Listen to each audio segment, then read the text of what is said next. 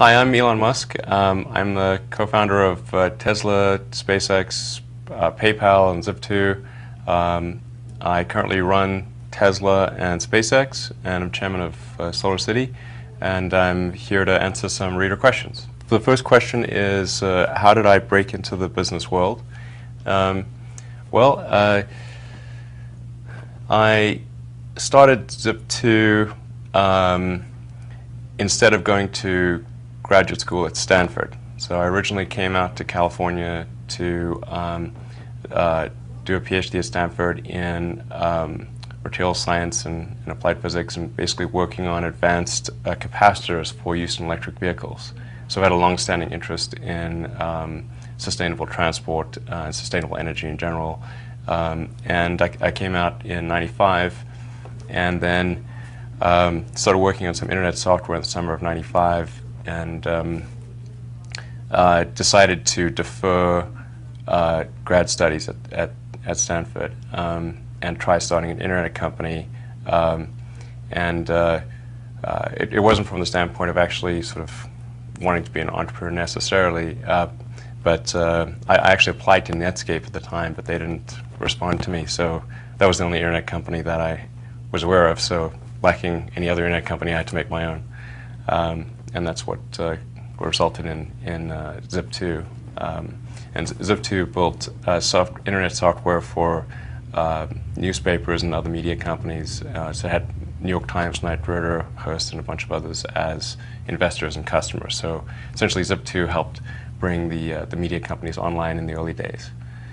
So that was my start in business, I guess. But really, I think of myself as more kind of like an engineer who, in order to invent the things that I want to invent and create them, that I have to do the company as well. So I'm somewhat reluctantly the CEO.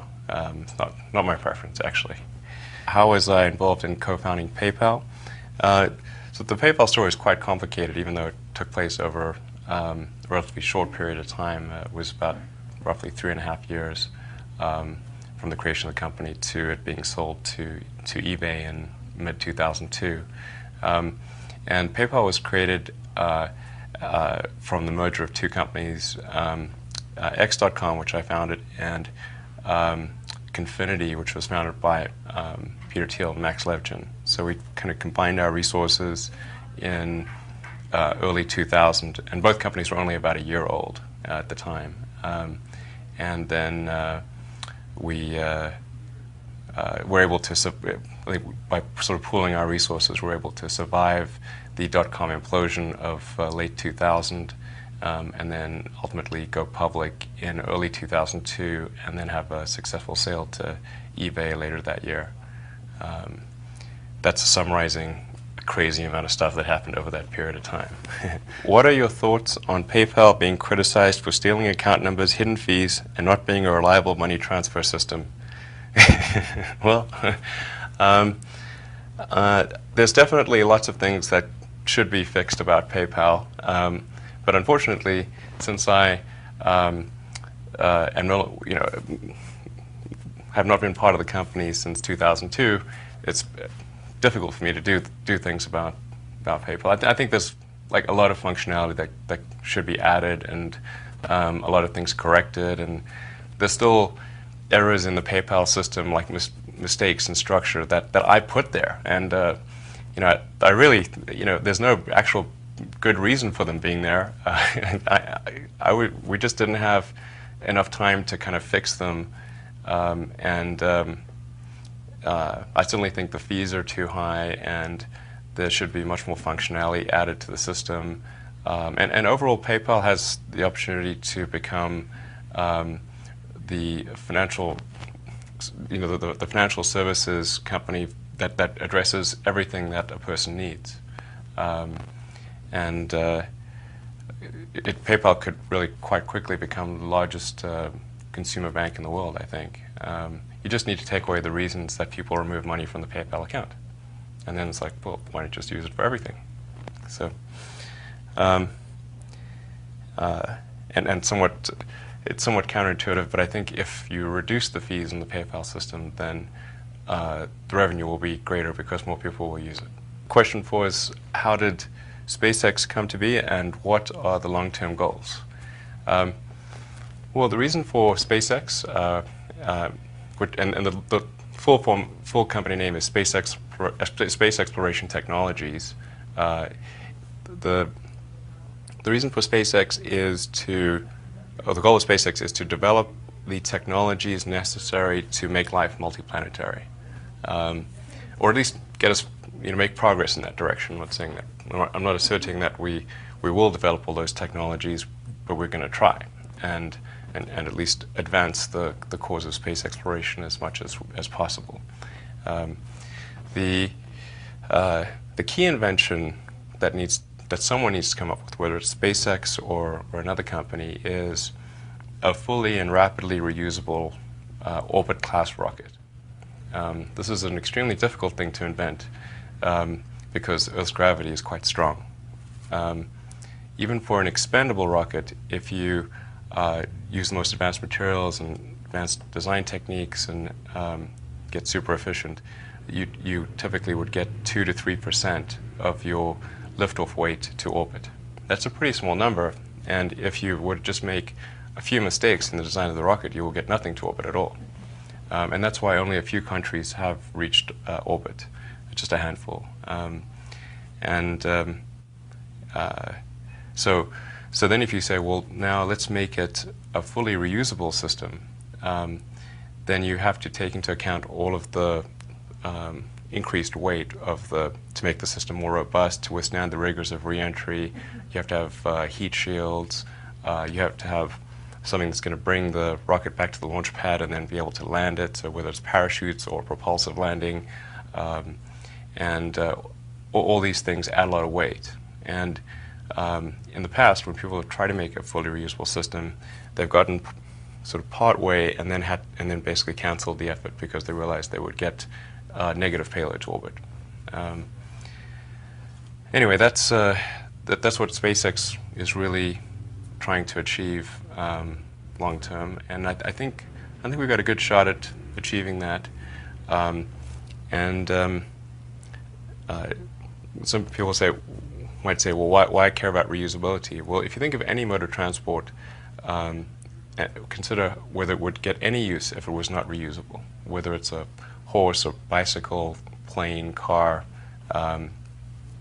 If you look at the cost of a Falcon 9 rocket, to build the rocket is maybe about $50 million, but the cost of the propellant, of the fuel and oxygen and so forth, is only $200,000 per launch. So that's only about 0.3% of the cost of the vehicle. So just like a plane, how much does the plane cost, and how much does the fuel cost? Obviously, the fuel is quite small compared to the cost of the plane. It's the same with rockets. So if someone can invent a fully reusable rocket, and to be precise, it needs to be fully and rapidly reusable, like a plane, then the cost of launch would drop by about 100. That's pretty significant.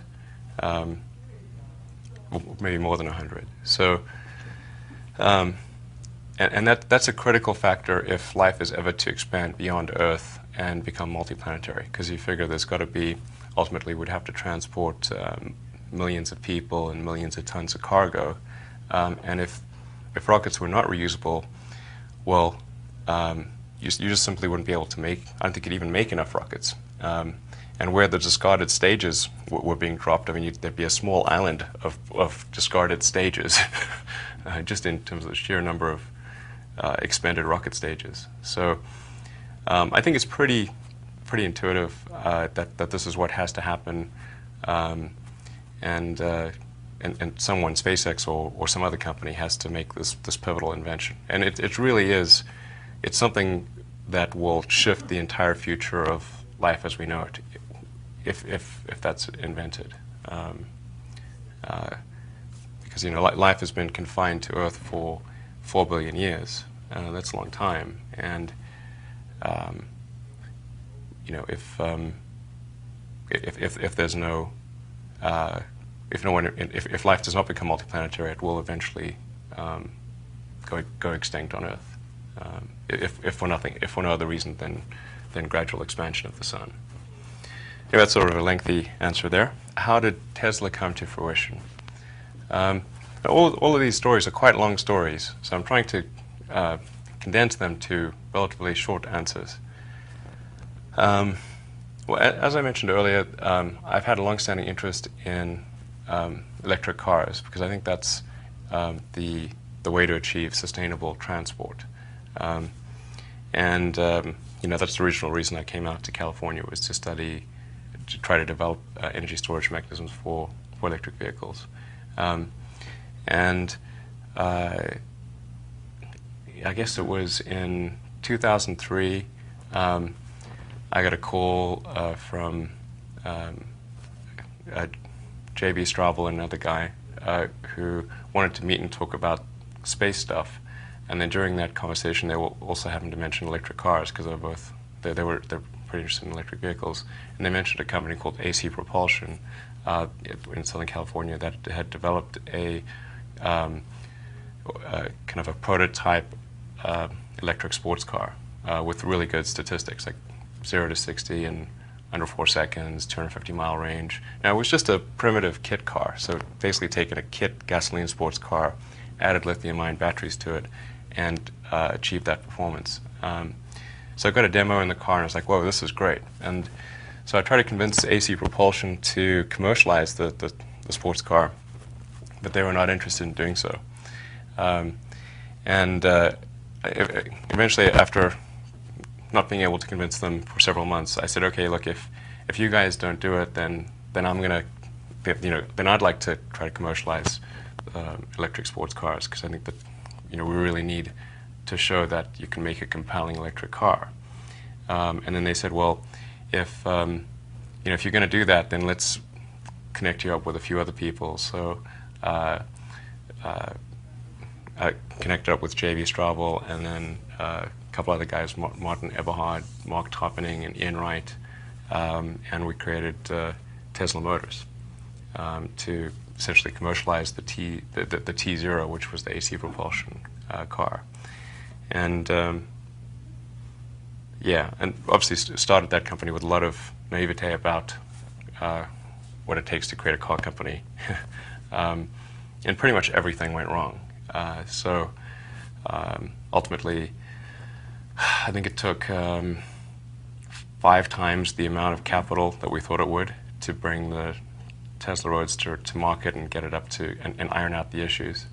It's a pretty capital-intensive business, and I mean that's why if you look at the car companies that exist in the country today, General Motors, Ford, and Chrysler all got started 100 years ago, roughly.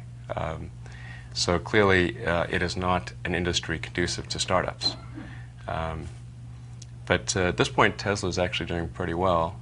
We've delivered a couple thousand Roadsters in over 30 countries.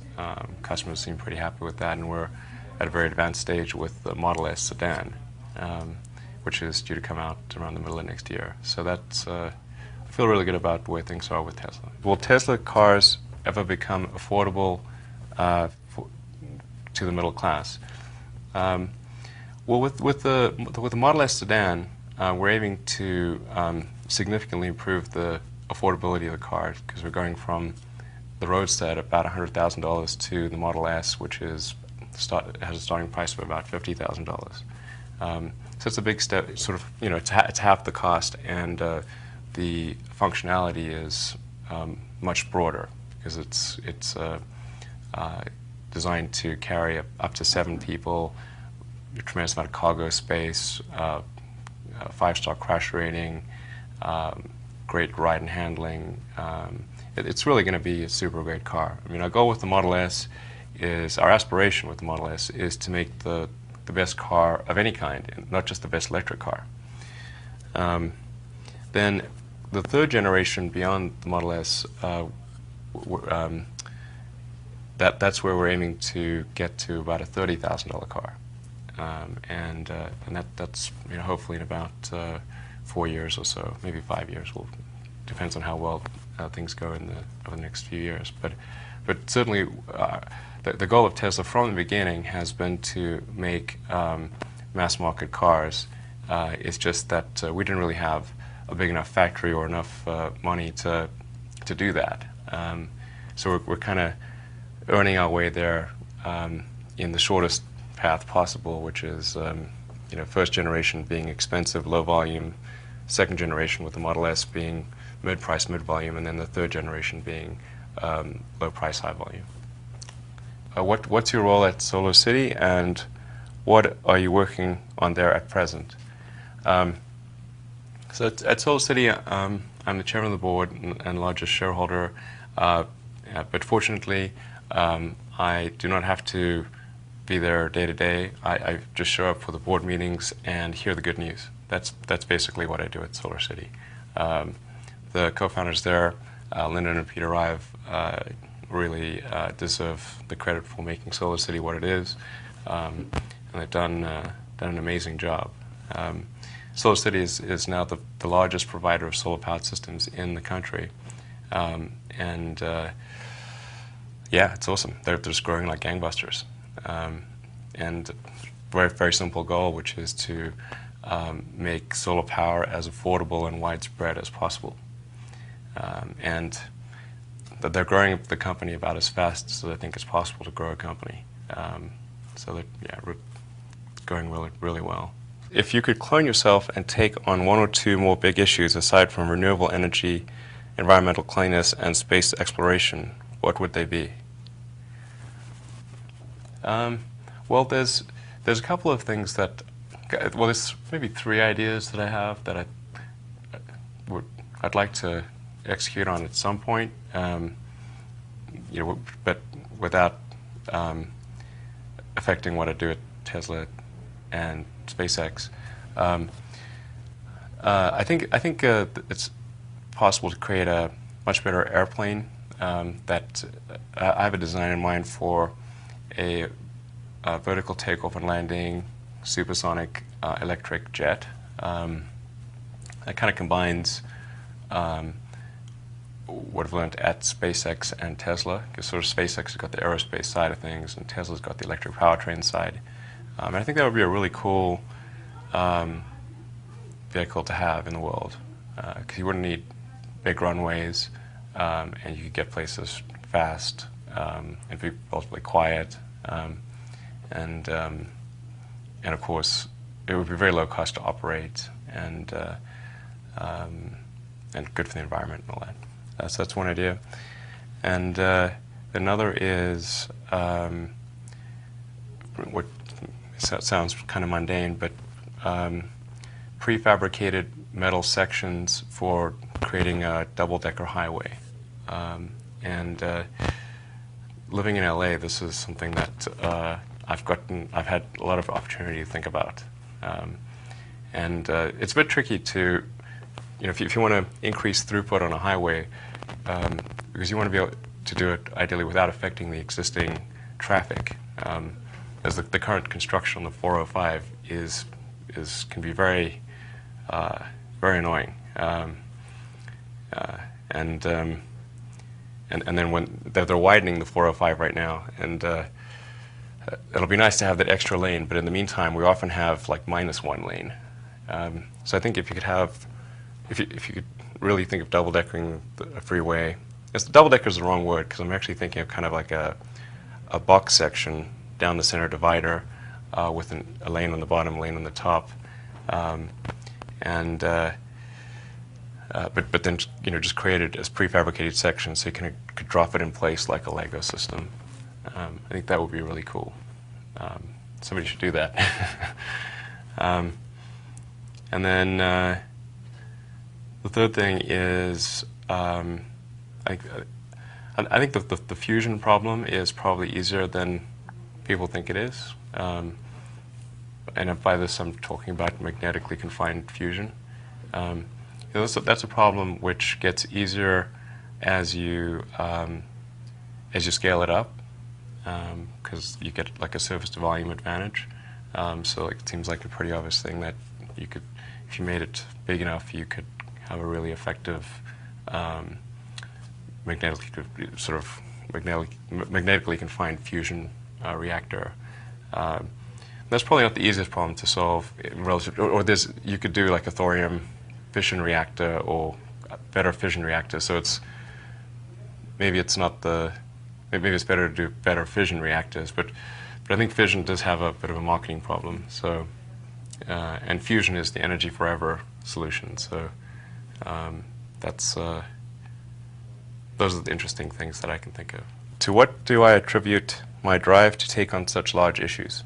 I want to be involved in issues that will have a significant effect on the future.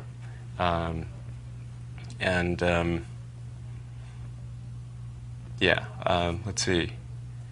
I guess I can probably trace that back to when I was a teenager, and I was trying to figure out what's the meaning of life, and there didn't seem to be any good answer. So it seemed like, well, then in the absence of having a good answer, then we should try to expand the scope and scale of human consciousness in order to better appreciate the nature of the problem that we're trying to solve and figure out what questions to ask. Just like The Hitchhiker's Guide to the Galaxy with Douglas Adams, he really hit the nail on the head. The really tough part is figuring out what questions to ask. Once you have a properly phrased question, the answer is comparatively easy. So if we're going to do that, then we obviously want to maximize the likely lifespan of humanity and expand beyond Earth, and just sort of get a better understanding of the universe. So I thought I'd get involved in things that would do that. What future propulsion techniques will drive space exploration in the future?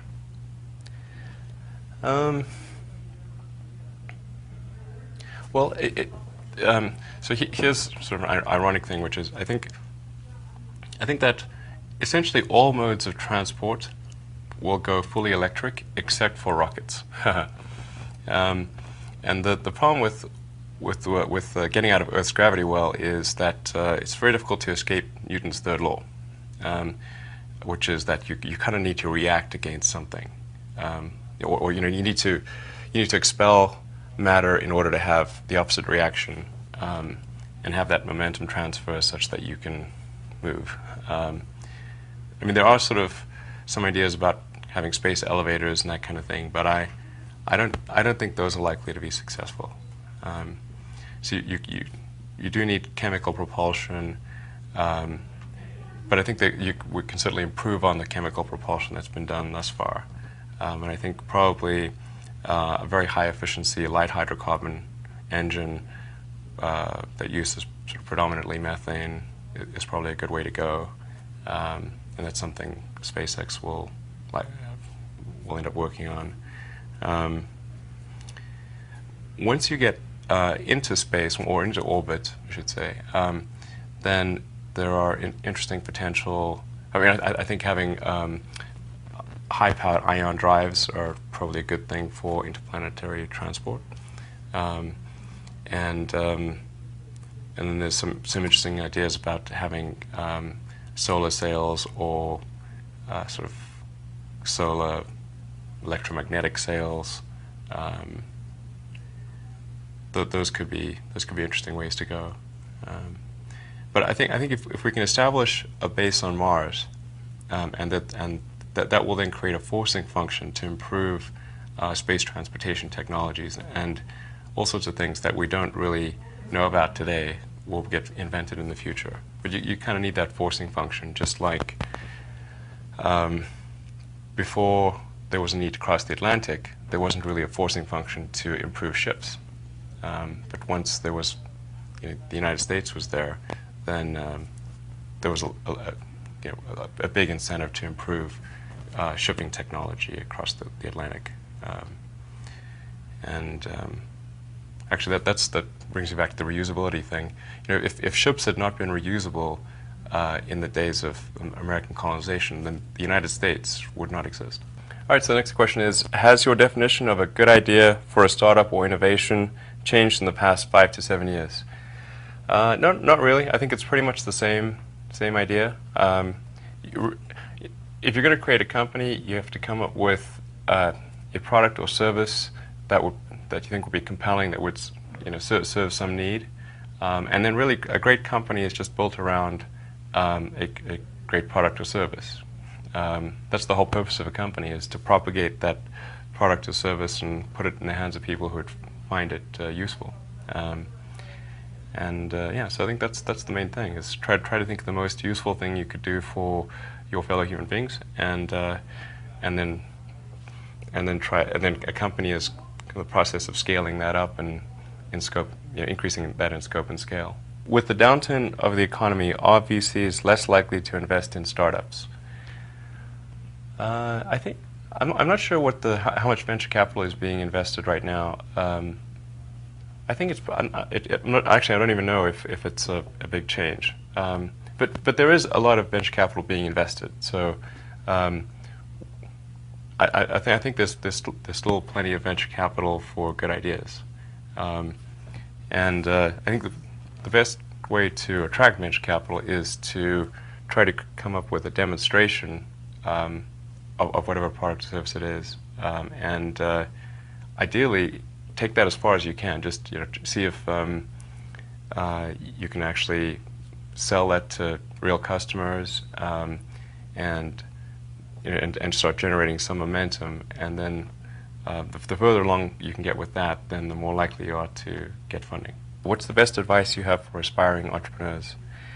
Well, I think starting a company is a very tough thing. There's a friend of mine, Bill Lee, whose phrase is, starting a company is like staring into the abyss and eating glass. So you should certainly expect that it is going to be very hard.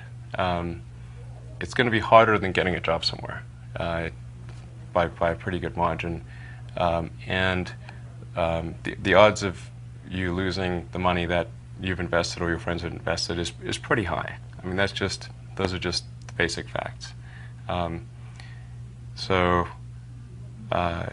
if you don't mind things being really hard and high risk, then starting a company is a good idea. Otherwise, it's probably unwise, and will certainly stress you out.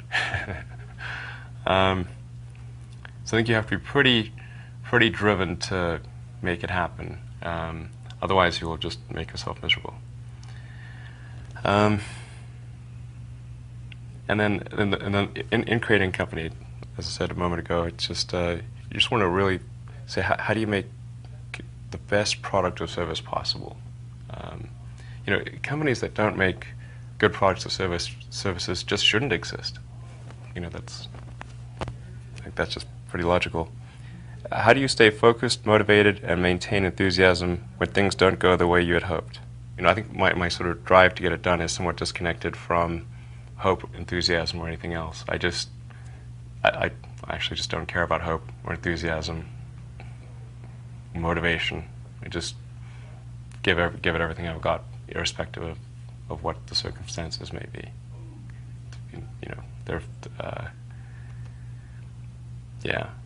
You just keep going and get it done. How do you find balance in your life being involved in so many companies? Well, I think balance. It depends on what somebody's definition of balance is. I think my life would be very unbalanced by most people's definition, since I work quite a lot, and I probably put in sort of somewhere between 80 and 100 hours a week of work, which is a lot, yeah. So, and then most of my remaining waking hours are spent with my kids. So that's my life. I would say it's relatively unbalanced. The great thing about having something like an iPhone or BlackBerry or whatever is that you can kind of intermix activities. So I can kind of be with my kids and on email at the same time, since they don't require constant attention. What are a couple of inventions you expect to change the world in the coming years? Well, I think the biggest problem, terrestrial problem that Earth faces is the sustainable energy problem, um, and so I think there's going to be a number of breakthroughs in that arena because they kind of have to be, but I think there will be, as they say, necessity is the mother of invention. Um, so I would expect to see significant breakthroughs in energy storage, and that's probably maybe the biggest area. Uh, Probably breakthroughs in energy generation as well. Although I actually think that there have been some pretty big breakthroughs in solar power. In fact, a lot of people are unaware of the fact that the cost of solar panels has dropped by a factor of basically almost 4. So certainly 3, but almost 4 over the last 5 years. That's a massive, massive reduction. I classify that as a breakthrough. Yeah, there's going to be huge breakthroughs in genetics, in decoding DNA, and then also writing DNA. So once you've read DNA, you figure out where's the error, you want to sort of write the corrective code. I mean, DNA is basically firmware. So if there's a disease that somebody has and it's genetic, and you could sort of fix that. And I think we may be able to fix sort of Alzheimer's, and so I expect there's going to be a lot of breakthroughs in the genetics area. That's going to be really, really huge. Of course, a lot of the biggest breakthroughs are going to be difficult to anticipate in advance.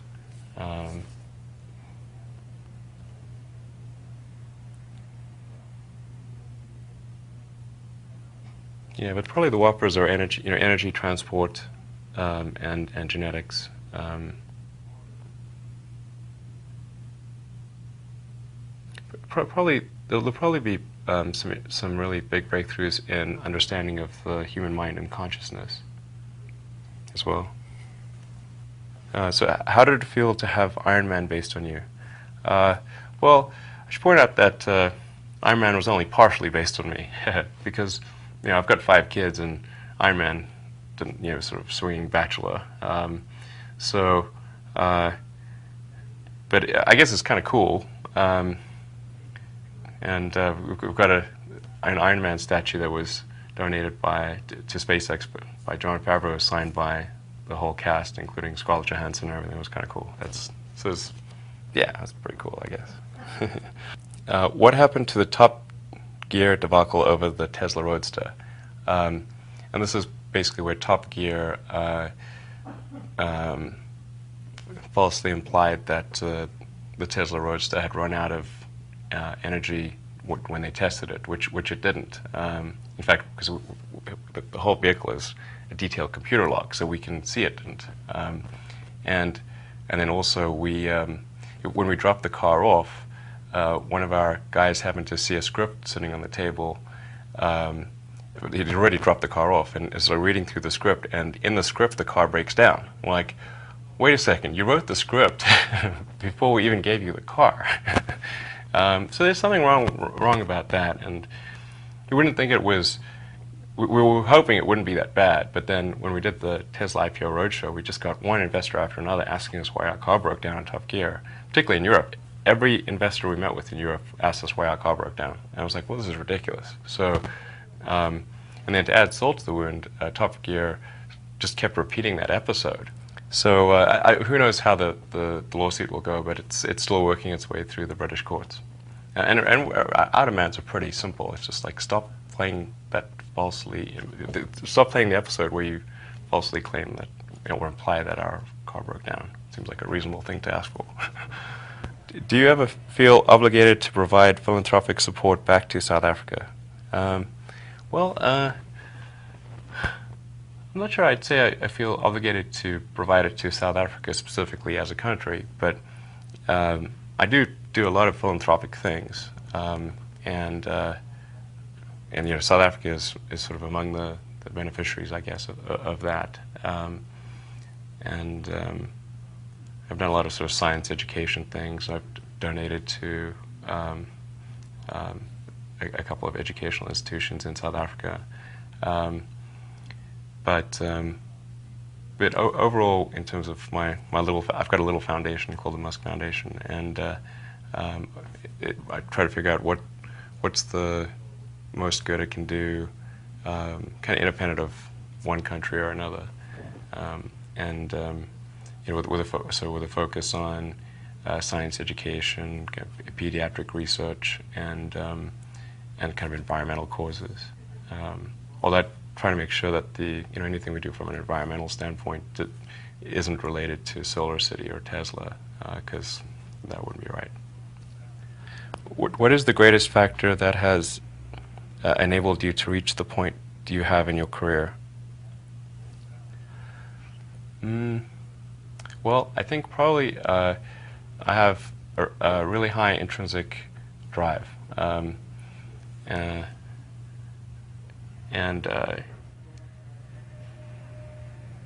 yeah, I just get really sort of set on something, and then I just kind of am able to keep going that direction.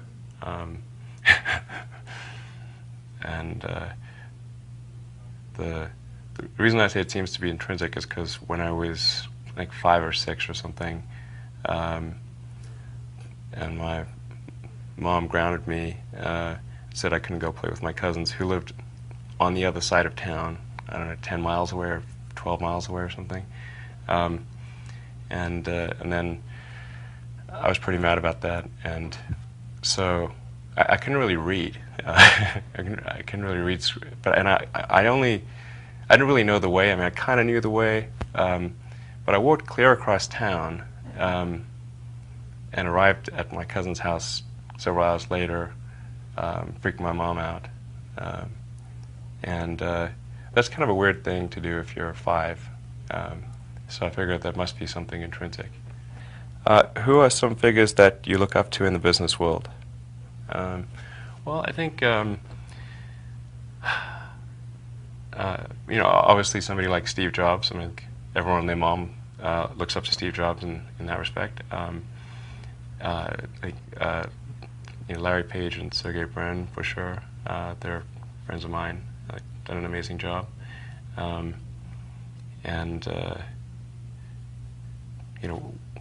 Warren Buffett on the investing side, and I think Bill Gates has done a number of impressive things, obviously with Microsoft and with the Gates Foundation.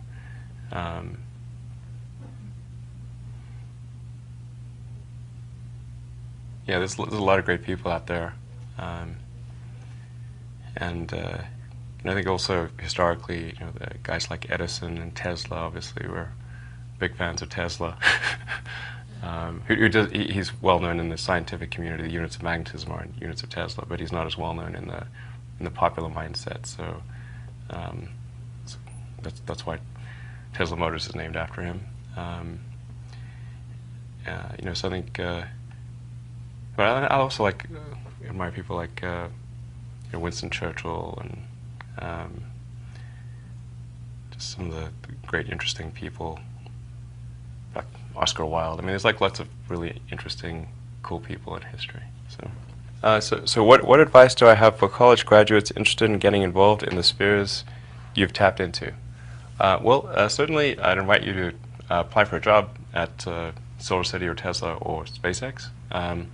And if not, then if that doesn't work for whatever reason, then I guess apply to jobs at other companies in that arena, or try starting a company. Although I have to say that in the space business it's quite hard to start a company in the space business because it's such a capital-intensive business. So it may be better to do something in solar power.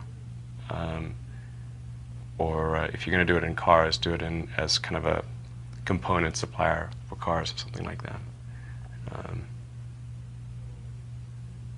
Yeah, all right. Well, this has been Elon Musk answering your questions. Have a great day.